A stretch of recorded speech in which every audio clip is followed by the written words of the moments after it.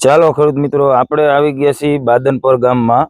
તો આપણે ખેડૂતને પૂછી, આની પહેલા આપણે એક વિડીયો રાજમા વિશે બનાવ્યો હતો. આ તમે જોવો, આ બધું 8 થી 9 વીઘાના રાજમાનું વાવેતર કરેલું છે. તો આપણે ખેડૂતને પૂછી કે રાજમામાં આપણે આની પહેલા આવ્યા ત્યારે પીળાશ જેવું દેખાતું હતું, ફાલ ઓછો હતો. તો આપણે એને દવા આપેલી હતી.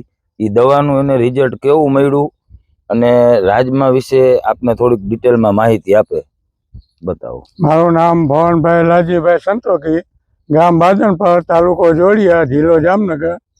मैं 7 दिवसનું થયું ત્યારે આમાં છાંટી હતી દવા, અને અત્યારે એનો દોઢો ફાલ દેખાય અને તેથી પીળું હતી રાજમાં, અત્યારે કાળી થઈ ગઈ છે અને પુષ્કળ શીંગું આવી અને શીંગું એકદમ ભરાવદાર ને જાડી થઈ. તમે જોઈ શકો છો આમાં ભરાવદાર અને જાડી શીંગું છાંટ્યા પછી હેઠે લોચા થઈ ગયા શીંગુને.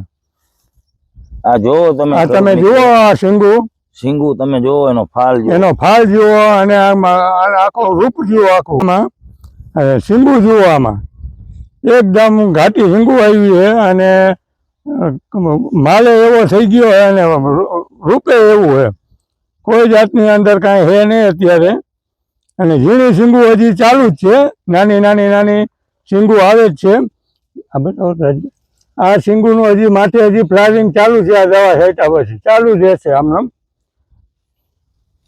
અને હજી જો આ ફૂલ ને એવું આવે છે, ફૂલે છે હજી, અને બહુ સારી. આમ આખું આખું પડામાં કેટલા પાણી પાયા? પાણી 5 પાયા, 6ઠું પાવું હે, પાયેલું હે. તો આપણે ખેડૂત મિત્રોને જણાવો કે આ ખેતી કરવાથી ફાયદો કેવો થાય છે?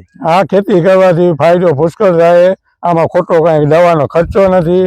અને હવે આ નવું કાંઈક વાવશી. અમારી આ ડિસ્ટ્રિક્ટમાં પહેલું છે, હજી ગામમાં કોઈ વાવેલું નથી. અમે આ કરતાં પૂરતું વાવ્યું હતું, પણ બહુ સારું થાય. આમાં નથી કાંઈ ઉતાર આવતો, નથી કોઈ જાતનું કાંઈ બીજું રોગ આવતો. ઈરુની દવા કાંઈક મારવી પડે, પણ એટલી ઈરુય નથી અને એક ટચ થઈ નથી ઈરુમાં. આટલી શીંગું થઈ ગઈ અને પુષ્કળ આમાં ઉત્પાદન આવશે. અને બીજું વાવે તો ઘઉં વાવવામાં તો કાંઈ બહુ મળતું નથી.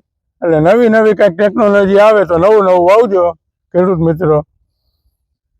તો તમે જોવો, આપણે આ રાજમાનું જોયું એ રીતે સડાટી એક આપણે બોલતાનું વાવેતર કર્યું છે. તો બધા ખેડૂત મિત્રોને આ વિડીયો શેર કરો, લાઈક કરો, જેથી અવનવી ખેતી અને ખેતી વિશે માહિતી તમને મળતી રહે.